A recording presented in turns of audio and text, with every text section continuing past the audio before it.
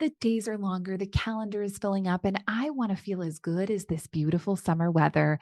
That's why I've been loving Groons. It's one daily pack of gummies that covers my greens, vitamins, and minerals, and even has 6 grams of prebiotic fiber. So I don't need to juggle a complicated wellness routine on top of everything else. They taste amazing. They're easy to toss in my bag on the go. Plus, they're vegan, gluten-free, and HSA, FSA eligible for reimbursement. Save up to 52% off with promo code podcast at gruns.co. That's code podcast at gruns.co. Security threats are everywhere. But with Xfinity XFi, you're notified of threats to your in-home Wi-Fi network, so all your connected devices are protected. That's simple, easy, awesome. Go online, call 1-800-XFINITY, or visit today. Restrictions apply. Welcome back to TalkNorth.com. Thank you for listening. If you can, please download before you listen. It helps our business. I'd also like to thank our producer, Brandon Morton, and let you know if you'd like to sponsor this program or any of the programs on the network, you can reach me at jsouhan47@gmail.com.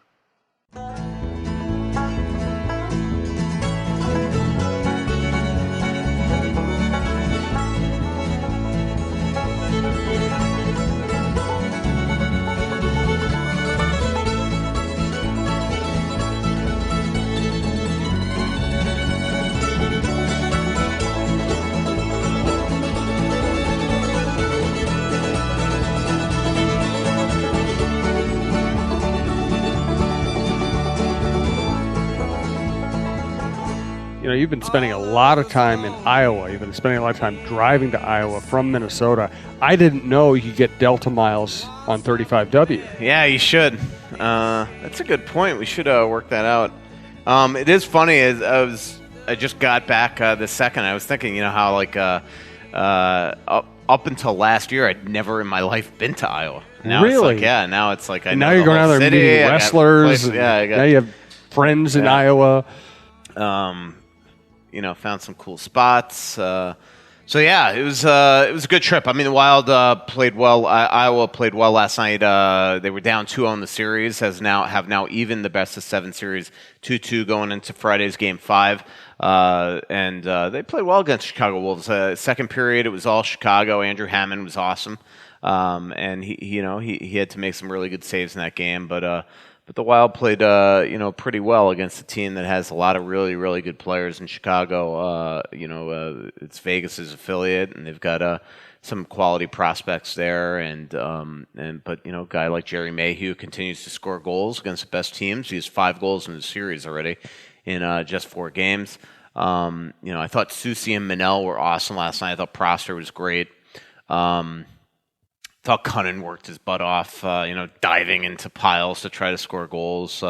Greenway and Donato still look very checked out to me. I mean, they've been, last night they were not very good, and they haven't been good really for most of the postseason. And I did a Q&A with Paul Fenton in today's Athletic, and you could read between the lines. He's not happy with Donato, and he's not happy with Greenway right now, and especially their lack of engagement into this entire postseason. This is the Russo-Souhan Show, part of the TalkNorth.com podcast network. We have great hosts. We have the best lineup there is. We got Russo, Krasinski, Cheryl Reeve, Jeff Diamond, Roy Smalley, John Millay, Tim Yoder from Viking Update.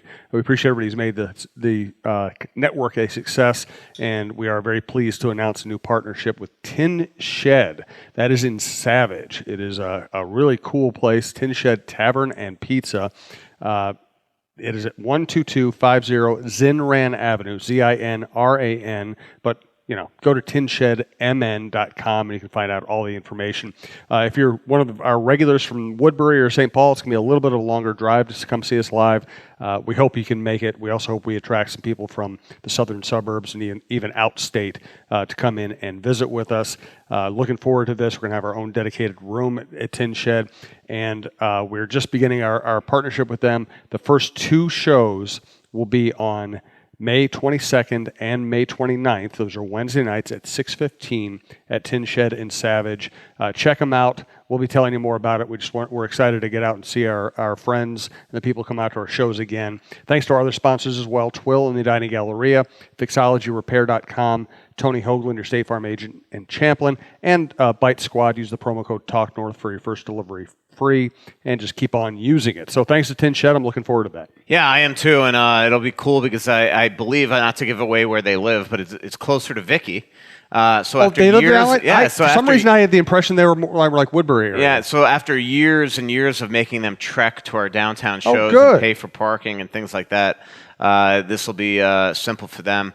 And I know a lot of other people in the Southern Metro that are really excited to come and see us. And I hope that people kind of make the drive. Maybe we'll have to give it an incentive, an athletic phone wallet or something. Oh, what could be better? Well, I also know that the operators of Tin Shed, Brian, we're gonna have some cool giveaway type things. We're gonna promote the heck out of this. We'll make it worth your while to come down there. Yeah, no, and to me, I've missed that. I've missed that the last couple of months doing live shows. Seeing the same regulars out there and getting new people to come in and check us out and ask live questions. And it's a totally different vibe show when we're live. So let's really try to, especially the first couple of shows, show Brian at Tin Shed and thank him for his support of us by really packing up his restaurant and coming on out. So again, May 22nd, May 29th, 6:15 p.m.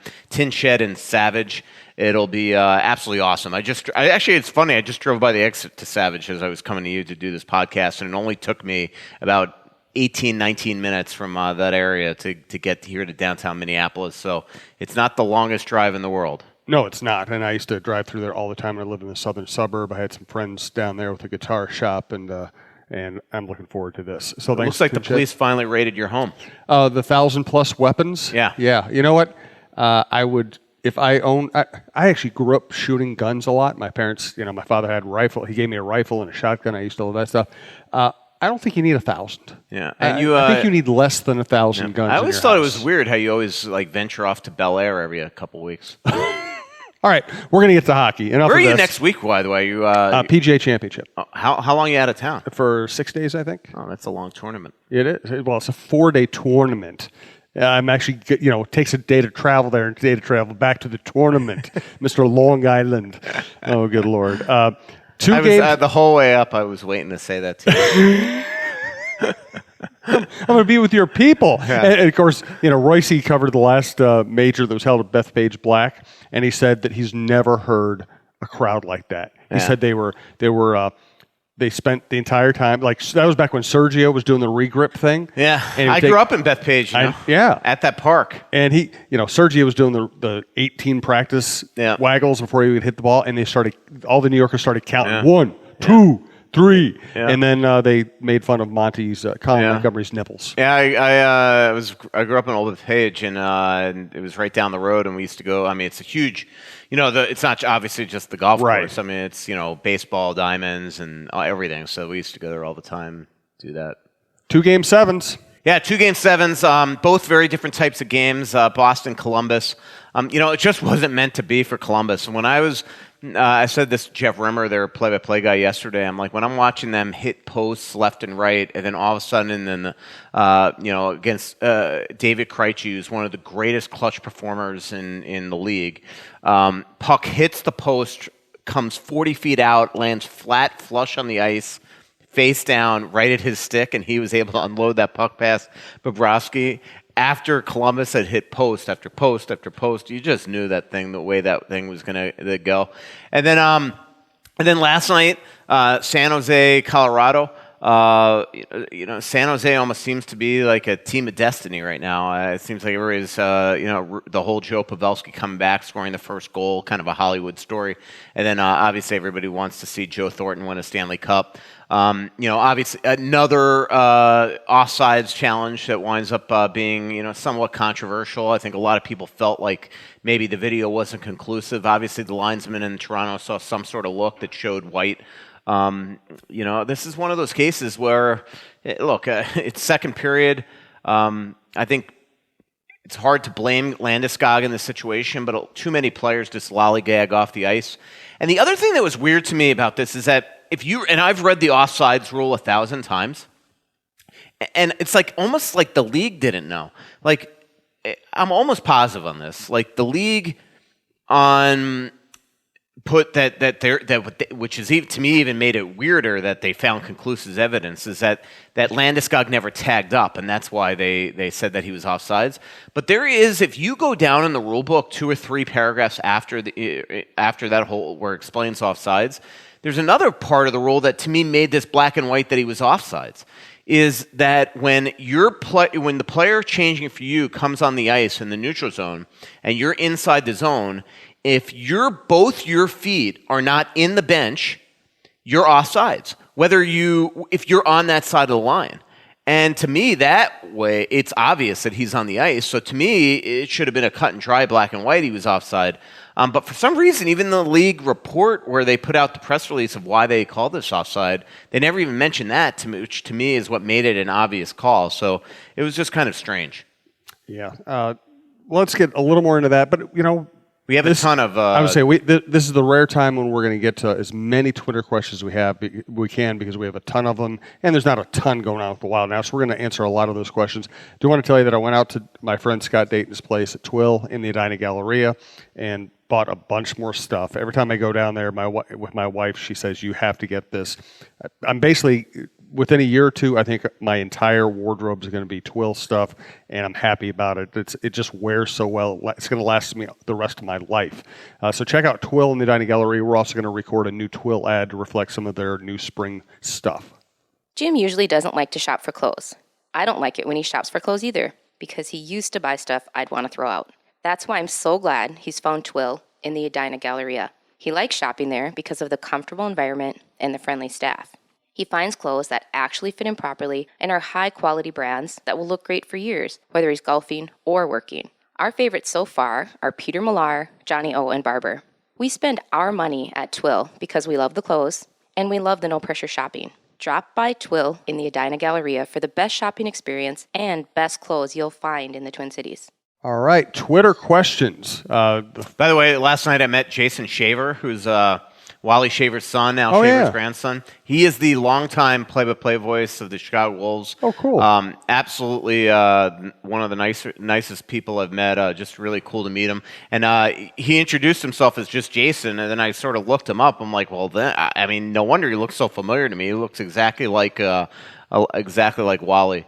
So it was great meeting him, and he is a big-time listener of the Russo-Souhan Show. Cool. So it was wonderful meeting him, and he gave me the rundown of the Chicago Wolves before the game, so I felt like an expert. Awesome. So well, thanks for listening too. We appreciate it. Yep. From Patrick Gage, this on Twitter. This draft makes me nervous. Is Fenton aware how much the Wild needs a goal scorer, or will he go with another defenseman? If so, who do they want? Yeah, I actually wrote. I saw that when I was leaving Iowa today, and I tweeted back to Patrick because I asked that almost verbatim to Paul during the Q&A, and Paul said 100%. If they get to number 12 and the next player on their list is a defenseman, that he would do it. And he said, look, his rationale is that look, Paul's not dumb. I mean, he knows that this team needs goal scorers and forwards and all that stuff. But most times you're getting a player here that's 2-3 years away anyway. And if you feel like that defenseman is going to be, if all things equal, better than the forward that's next on your list, then you could go and trade that player at some point for an asset to get you a goal scorer. So his belief still, like most GMs would say, is that you take the best player available. So if it were me, I'd probably go position. But that's because I think all of us that follow the Wild know that this team has never really had a absolute goal scorer. It'll be interesting when they get to 12. I mean, there are some really good players. There are 3 or 4 really good centers in this draft.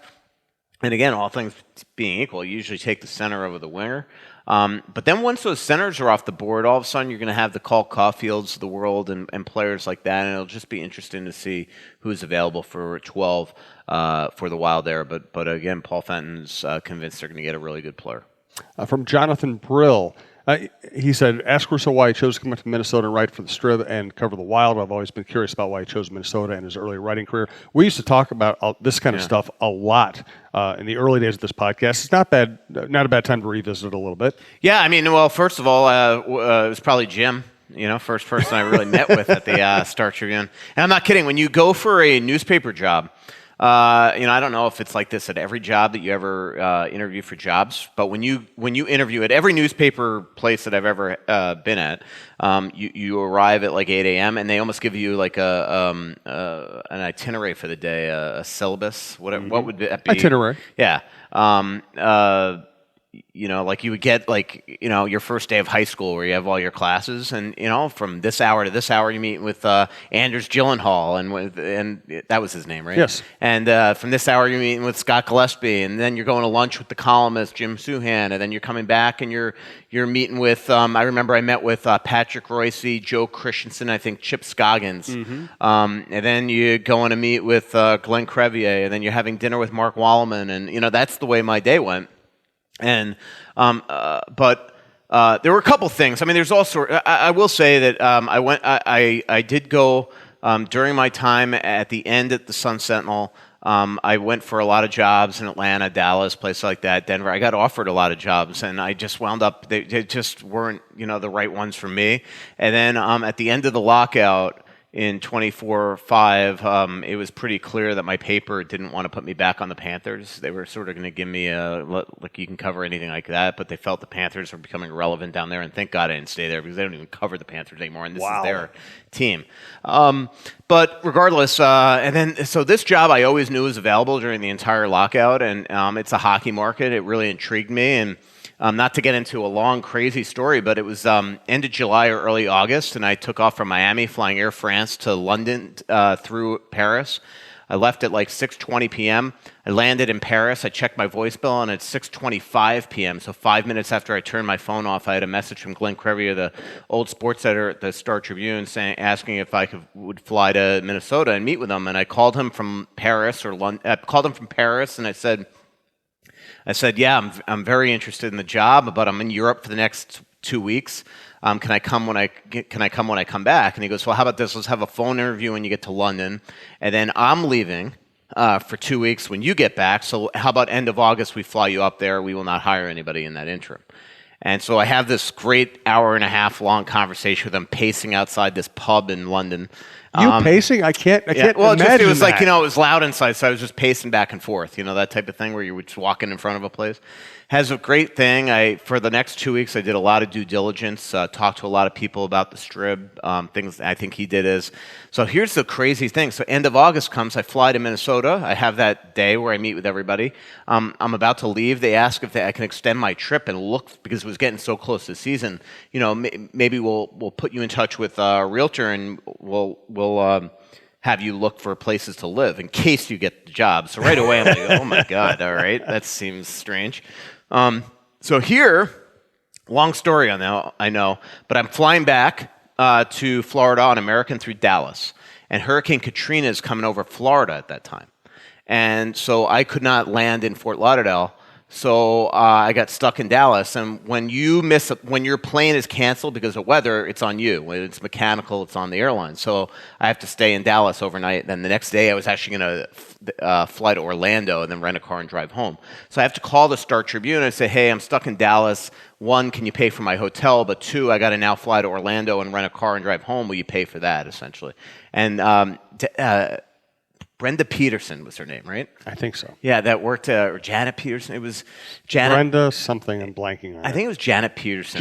Okay. Yeah. So anyway, I call her up, and she's like, well, actually, Glenn's trying to get in touch with you. And that's when they offered me the job while I was in Dallas, stuck there. And so then we discussed it for a little while. I decided to take the job, and then I had to fly back here for a drug test right away.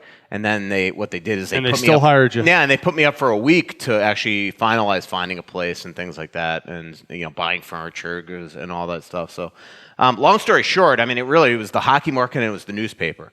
I turned down a lot of jobs. I mean, that sounds pompous, but a lot of jobs in the last 5 years before I got here. And but I just I was waiting for the right hockey market, and I wanted to. The one thing I knew is I wanted to continue covering hockey.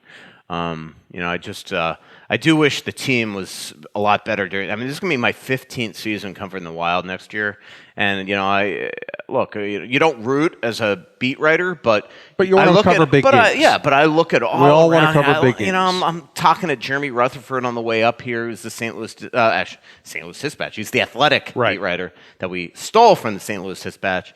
And Kevin Kurz and all these guys, and they're getting to cover the conference finals, and that's what you crave. And I mean, Kevin Kurz, since he's been in San Jose, he's covered Stanley Cup. That team is one of the great. That team's always in the playoffs and always interesting and has star power. And it's like I haven't covered stars or playoff runs since I've been here. So that part of it absolutely sucks.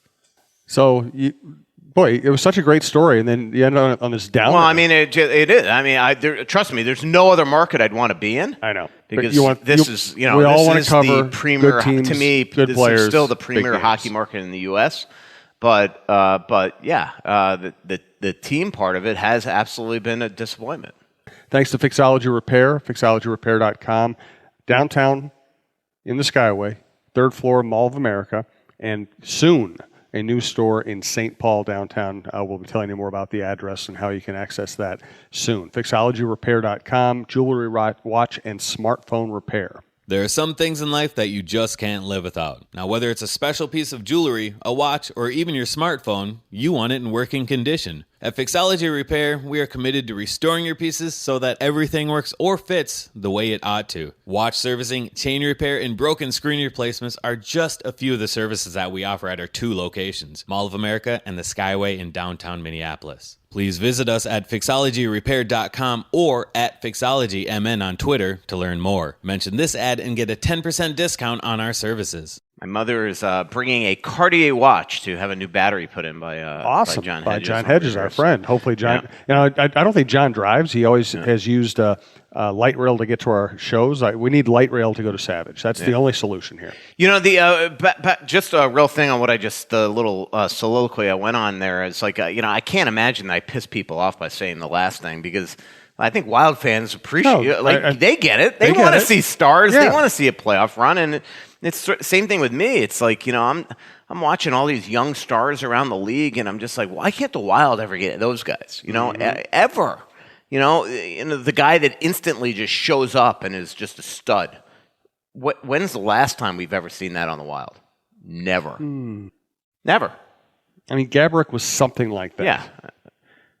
Something like that. But he wasn't, and the other thing, but with he wasn't Gaborik Crosby or Ovechkin or something like that. Team. He was just a scorer. Yeah. He was a problematic scorer, but at least he could score. Yeah, absolutely. From Anthony Reynolds, any chance of getting Jordan Eberle? I mean, it's somebody to go after. Obviously, they need right shot guys. But as I keep on saying, I mean, they're pretty stacked at top 9 forwards. So unless they're going to trade guys, I don't see how they're getting these guys and where they're putting them. And the other thing is, do you want to pay Eberle $5-6 million a year when it's like, at some point I want to see Jerry Mayhew. I think this guy can play in the NHL. I could promise you that if you put him on the 4th line, playing as 4th line forwards, playing even 8 to 10 minutes a night, he could probably get you 12 to 15 goals easily on the 4th line on the Wild, I think. And I think a lot of people that have watched him believe that. So I think it's cool that one big thing in that athletic story that I put today is Dan Plant and Paul Fenton have talked about a contract for Jerry Mayhew, because for 2 years and then in ATO he was on, he's been on an AHL deal, hasn't ever been an option for the Wild to call up. So good on him. I mean, he's been awesome. He leads the American Hockey League in playoff goals with 9. He had 27 goals in the regular season to break Sam Anis's record for Iowa. And they're by the way, they live together, which is pretty cool. So I'm doing this huge Sam Anis story for Mother's Day. It's a really I had coffee with Sam in Iowa on Tuesday. What a great kid that kid is. And I talked to his parents on a conference call 2 nights ago as well, and it was just an awesome interview. Lasted an hour. So I'm really looking forward to writing that story. It'll be a cool story that'll run Sunday in The Athletic. And the next question might be the most important question of the show. We do want to thank Tony Hoagland, your State Farm agent. He works out of Champlin. Michael and I both work with him, even though we don't live anywhere near Champlin. We use the app phone, text, email, whatever. HOAGLUND. Hey, Minnesota sports fans. This is your local State Farm agent, Tony Hoagland. I need you all to ask yourselves this question. If you're in an at-fault car accident and you are sued for $700,000, how much of that $700,000 will my current insurance company pay? If you are unsure or can't answer all $700,000, you need to give us a call. State Farm has been number one in car insurance since World War II and number one in homeowners insurance since 1964. For a no-obligation review of your current policies, call us at 763-421-4900 or check out our website at www.champlininsurance.com. From Jeff Ruland, let's skip the draft and free agency crap and get to the important stuff. Russo, what are your summer travel plans, and how many Trample by Turtle shows are you going to see this summer? Definitely 2, probably more. I'm going to Bayfront in Duluth. I'm going to Red Rocks in Golden or Morrison, Colorado. And then I definitely would love to try to get down to Red Wing for the Avett Brothers and Trample by Turtle show in September. I'm sure I'll sprinkle in a couple more as well. As far as summer plans right now, I'm sticking around here, and this is the longest I've been in town. And I have nothing planned until July. I'm, taking advantage of the new house, but I got a lot of family coming. Been entertaining a lot at the new house, things like that. So July, Anthony LaPanta and me we're going to Europe for another one of those defined destinations trip. And by the way, even though we closed it off, I mean, if you want to come, definedestinations.com, just call Michael Kenny, and I'm sure he can get you still on the trip. We're going to Austria, Germany, and Switzerland. It's going to be awesome. Then I get back from Europe, and just like last year, I'm in town for like hours, and then I go to Colorado for the Trampled show, and I'll probably go to Breckenridge after. I love doing that. And then August, I probably will travel. I talked to a buddy of mine on the way up here. I'll probably go to Michigan and visit his family. Then I usually do one thing tropical in whether it's Cabo or, this sounds like whether it's Cabo or Hawaii or Cancun, maybe Costa Rica, something in August. I haven't decided. It's funny when I talk like that. It makes me think. So when I'm talking to Paul Fenton yesterday, he said to me something that triggered something that Chuck Fletcher used to always say too. He goes, yeah, I think I'm probably going to the World Championships next week. And I always find that funny when a GM thinks, yeah, I think maybe next week I'm going to go to Slovakia. And I always think, like, if you haven't booked your flight right now yet, thousands how and thousands much of dollars do these organizations pay for the travel of general managers? Because Chuck would be like that all the time. He's like, I'm thinking about going to Europe next week.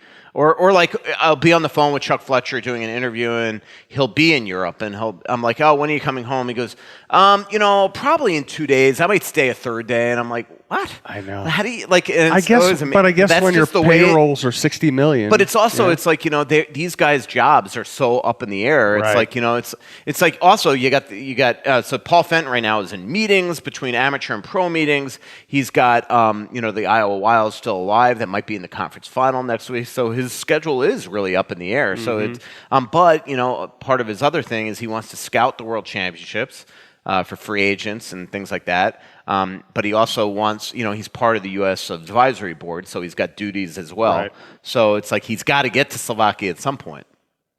From Greg, how much scouting experience is typically required to be the head of the scouting department? Is it odd that Fenton's son has the job after only 3 years of scouting? Yes, that I would say is that he is working with Darren Yapik, who has been around for a long time with the Wild. And then I believe the director of pro scouting, even though it hasn't been announced yet, is Chris Kelleher, who has been a pro scout with the Wild for a long, long time. So there's experience there. But yes, I mean, that question is not the first time. I'm not saying that PJ Fenton's not, qualified enough to be running the table and the scouting staff. But yeah, I mean, he was on the ice with the Fort Wayne Komets like 3 years ago. So it's a pretty quick ascension. Now remember, Paul Fenton worked for the Nashville Predators, who Brian Poyle, David Poyle's son, has been in that front office forever. and things like that. So I think he probably comes from that, sort of mindset where it's like, it's not odd to him to hire your son in a big capacity. Everything in front offices is about loyalty. We've seen that. I mean, Paul's biggest thing when he got here is he didn't know who to trust around him. And slowly but surely are getting rid of the people that worked under Chuck. And, who's more loyal to you than your son? Absolutely. From our friend MJ, also known as Mary, Coyle and Nino have produced since being traded. Is it a change of scenery, a team, new expectations? What is it? It's different on both players. I think one is the team. I mean, for the most part, Nino's playing in a top-line left-wing role with Sebastian Aho, one of the great young centers in the game. Charlie's playing in a consistent third-line role on a great deep team where he could just kind of do his job and not have to be the guy, where here he was always expected to grow with Greiling, Zucker, Nino Ryder, and Coyle and be the guy. And here, the other thing is he had to bounce around. The Wild have always had centers above him, so he's had to, a lot of times, if you're going to play him in a top six role, again, the Wild lacked right shot, right wings, so he was always the guy. If you wanted to give him top 6 minutes, he had to go and play right wing. And it sounds stupid that a team that isn't as good or as deep as the Boston Bruins would have the problem of being able to of trying to get him the consistency that one would expect or things like that. But that's just the way it is here. In terms of Nino, it is true. Like again on this team, you had Parise, Zucker, Greenway, Foligno. And Greenway was playing really well at the beginning of the year, and all of a sudden it's like Nino became the odd guy out on the left side. So then Bruce had to start playing him on the right side if he wanted to get him, one, in the lineup, but two, proper minutes and playing up. And even though, I find it funny because Nino's biggest goal as a Wild player was streaking down that right wing in Colorado in 2014. Bruce never felt that he was good enough on the right wing in terms of catching pucks, receiving pucks, shooting pucks, defending, things like that. So it just became a matter of time, especially at the price point that Nino was at, that he was going to get traded.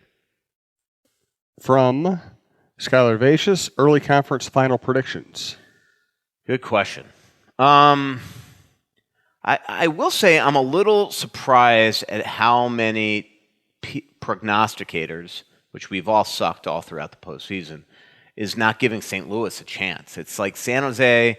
I just saw it when I was walking in here. In fact, I was reading it's not Bovada anymore. I forget the person, Jimmy Shapiro, that sends me these odds all the time. Just changed books or sports books or whatever. So I can't remember where he worked for now. But wherever he used to work at Bovada, now he works at this other place. And same thing. I mean, San Jose is a big time favorite over St. Louis, but yet St. Louis best team in the league since January 3rd. Mm-hmm.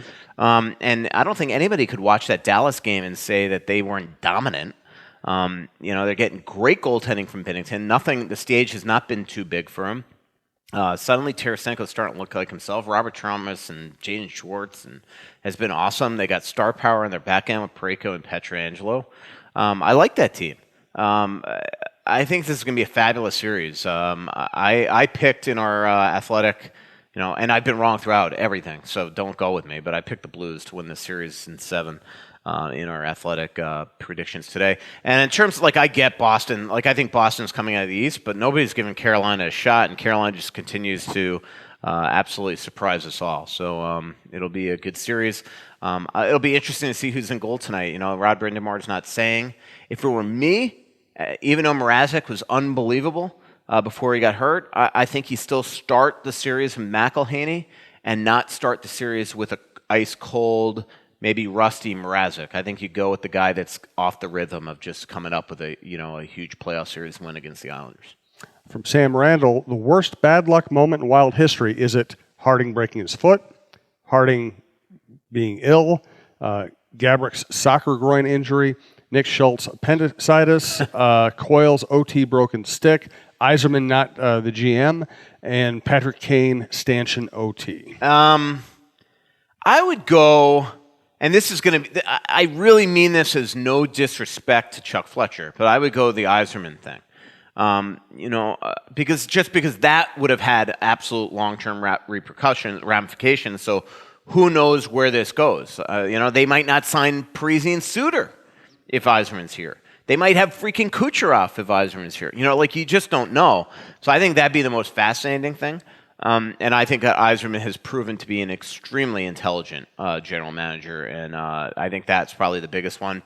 Obviously the Harding stuff sucks, both things. Backstrom, how about Backstrom getting hurt in warm-ups of their first postseason since 2008, when it happened in 2013.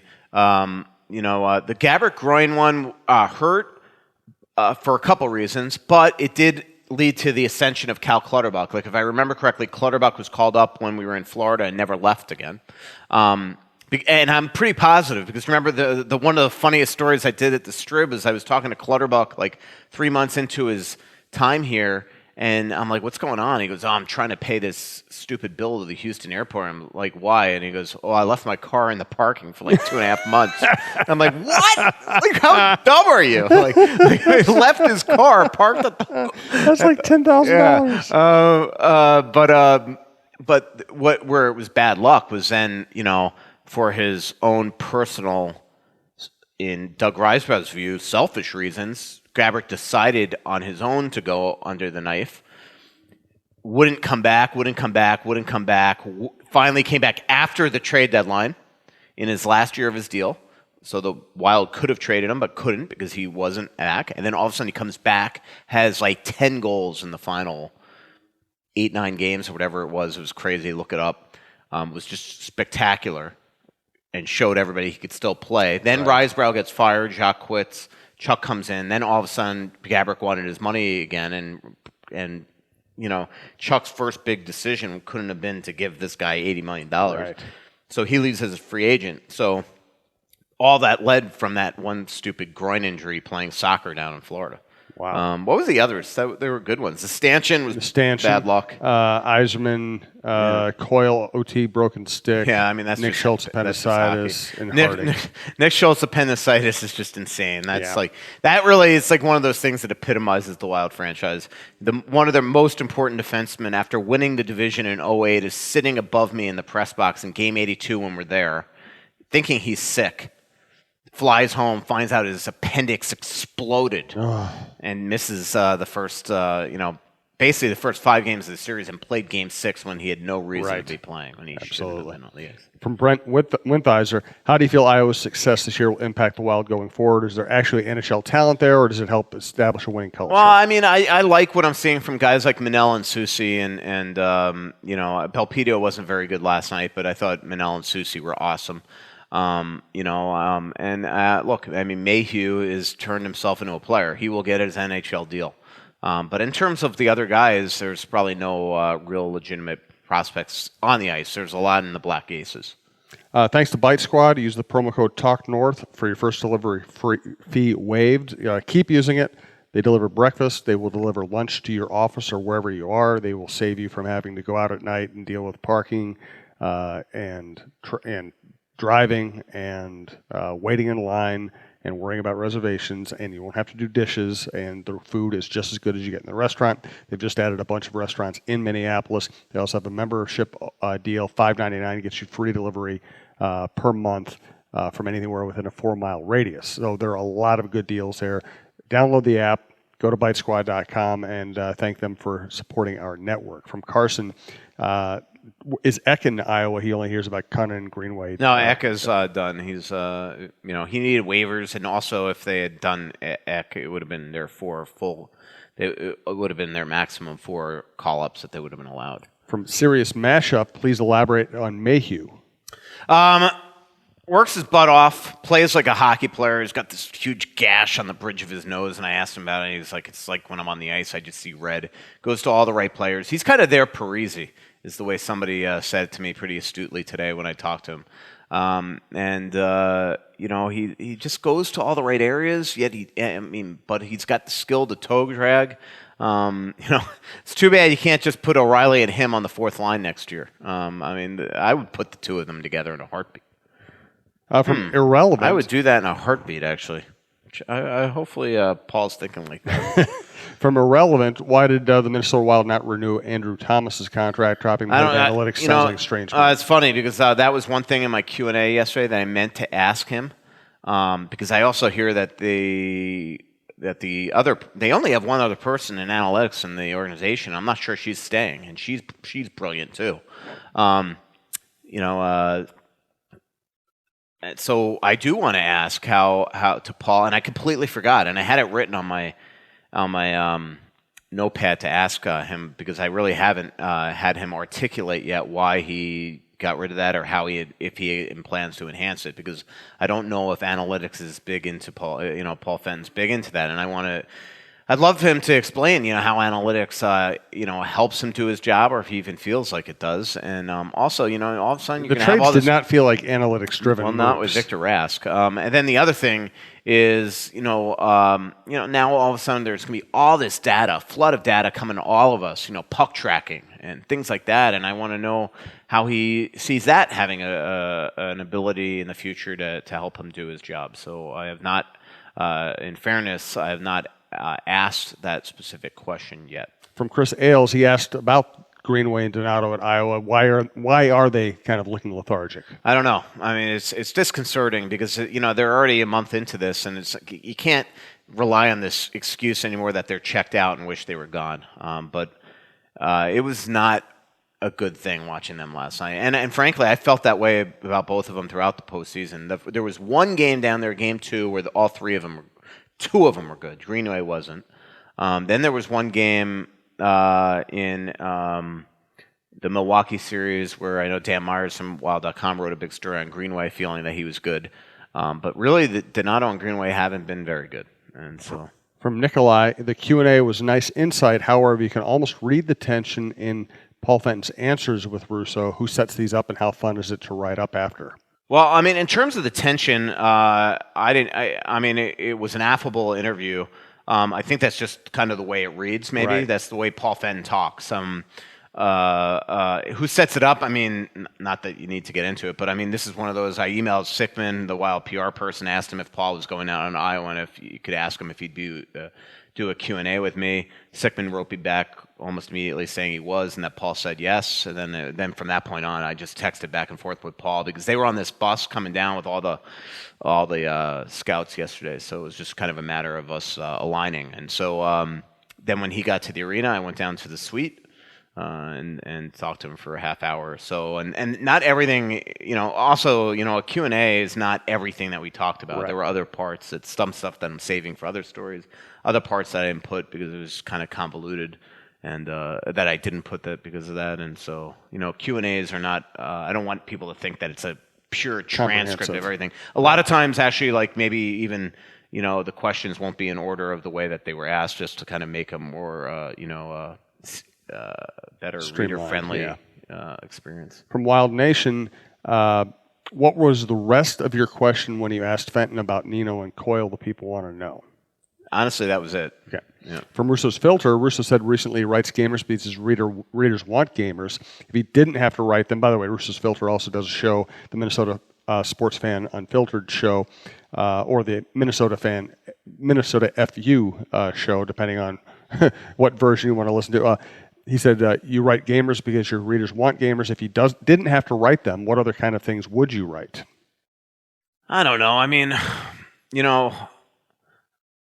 I am a kind of a gamer guy. I like that stuff. I mean, so like I read the way, like Sean Shapiro's got a really cool way that he does the gamers, where he picks like 20 things out during a game and writes them, and that's a difficult task as well. And I don't know if I have the ability to do that on an every night basis. It just isn't, it's not my cup of tea the way I would do it.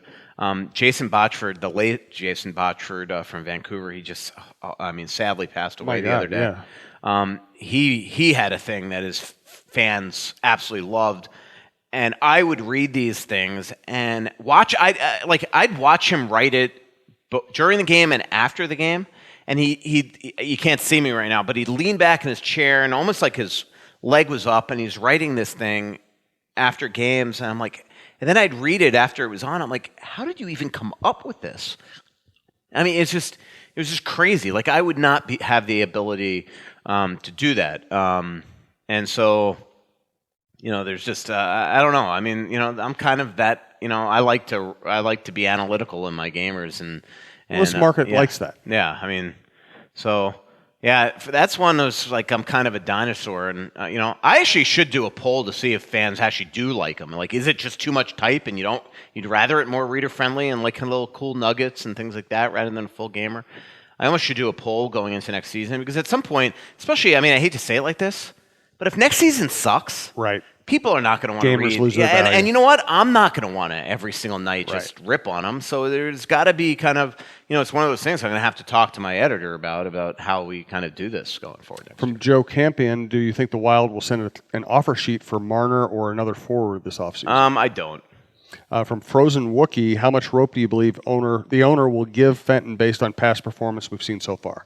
I mean, I think this is a big year for everybody in the organization. Obviously Bruce, he's got a year left, but Paul as well. I mean, this is a very different looking franchise than it was a year ago, and he's got to show that he's got a plan and that it's being orchestrated the way that Craig Leopold, has full belief that it's going to get this team to being back to not only a playoff contender but a cup contender. We've done 1 million Twitter questions. We still aren't going to get to half the ones sent in. We really appreciate it. We'll try to get to more and more as we go through with this. We'll do some live People questions, too. People are going to be pissed with you. I know, but I'm used to that.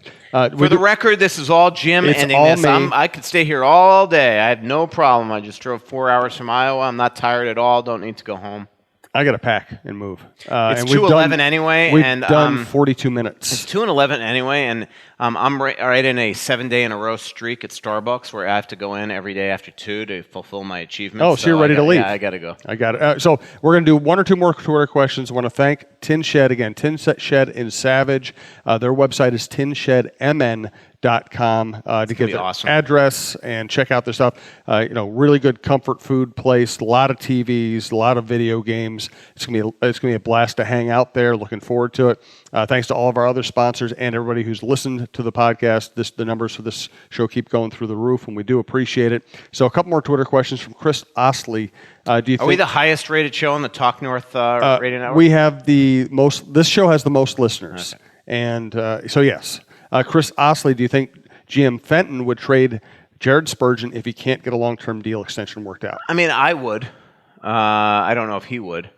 When I asked him that question yesterday, he didn't seem like it was a pressing issue. But again, he's not giving me state secrets at all, obviously, on that situation. Right. From Jer on Twitter, could the Wild sign Nikita Nesterov?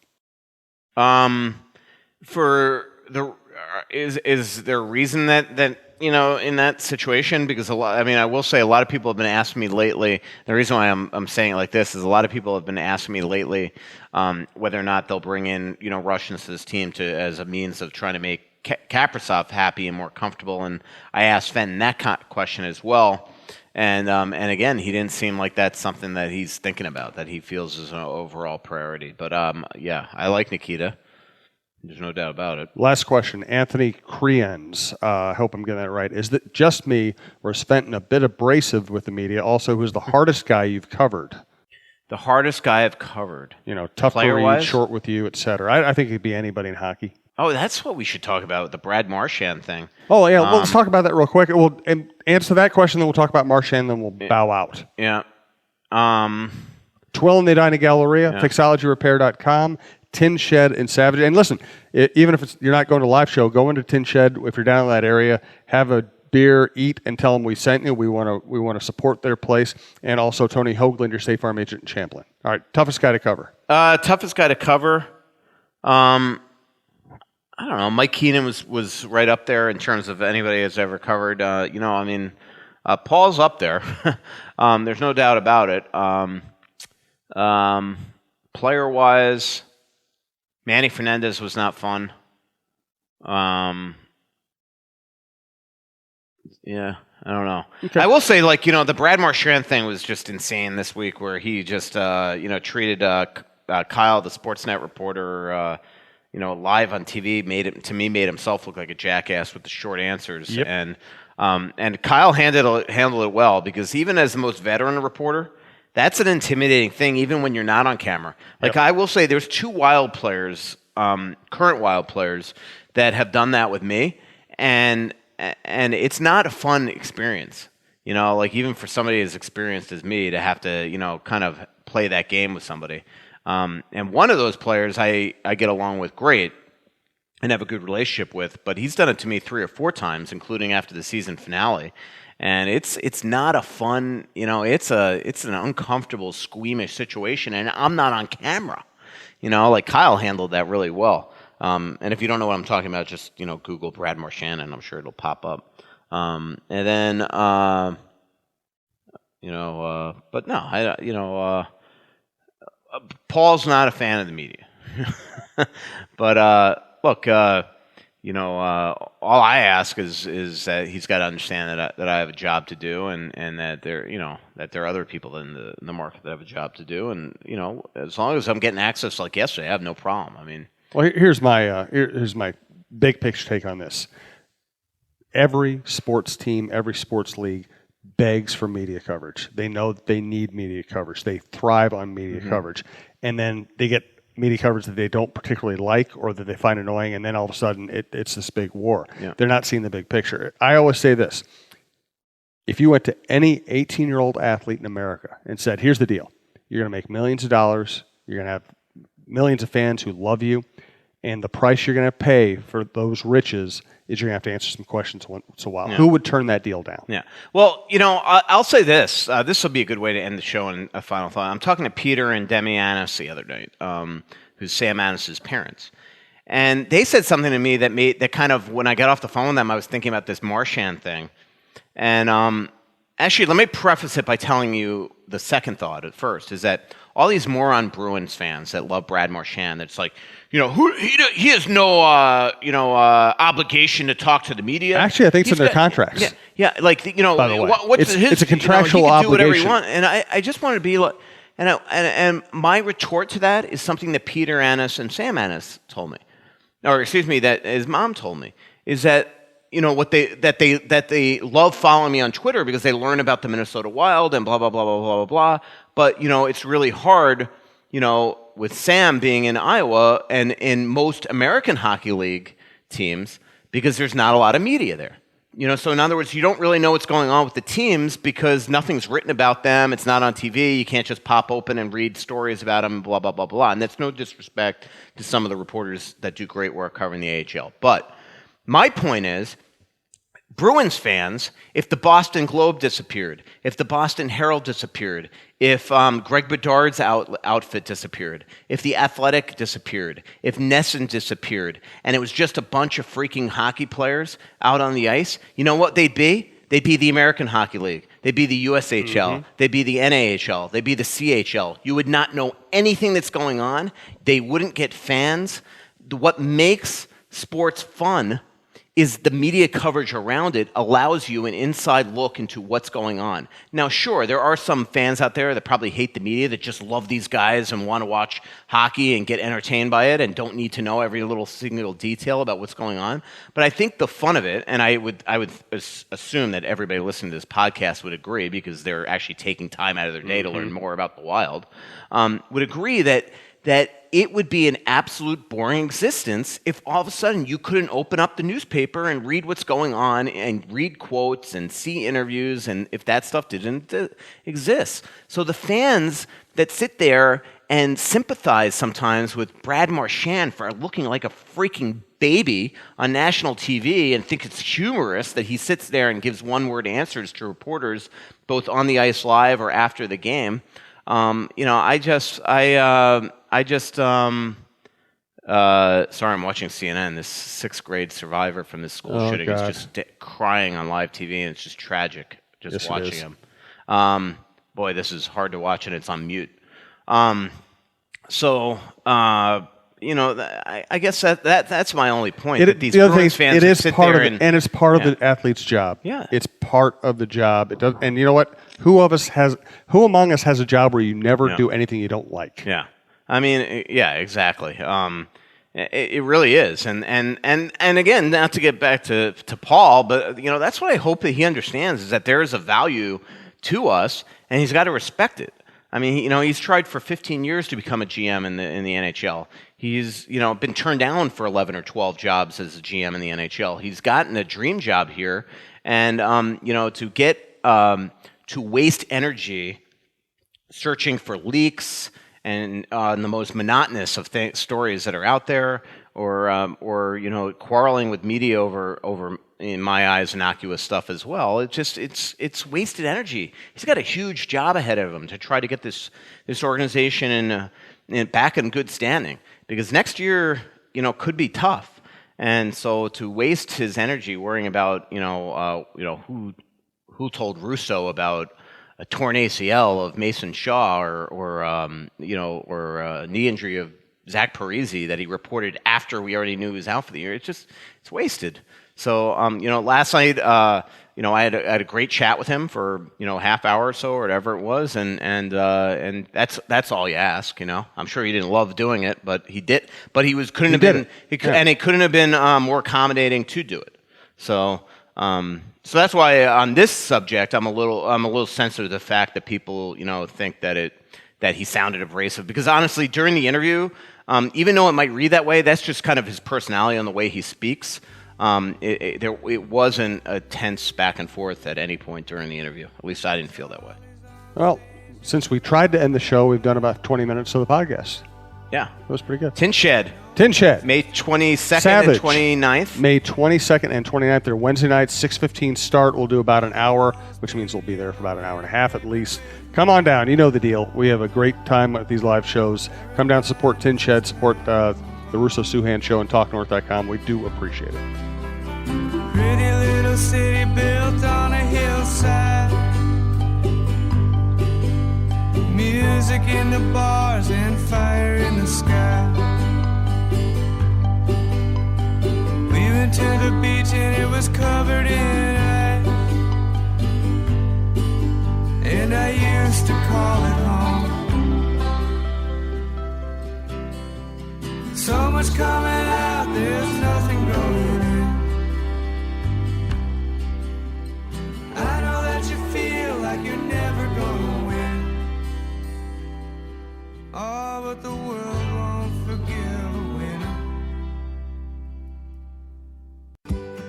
Now is the chance to use reliable energy to grow your money with the Dominion Energy Reliability Investment. Our new investment product offers competitive returns, no maintenance fees, and flexible online access to your money.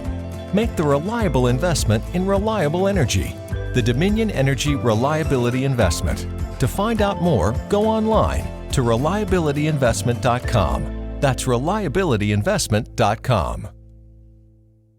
From the kids to Aunt Sue, keep your whole family connected on all their devices with crowd-pleasing gig-speed internet from Xfinity. Now that's simple, easy, awesome. Go online, call 1-800-XFINITY, or visit today. Restrictions apply. Actual speeds vary and not guaranteed.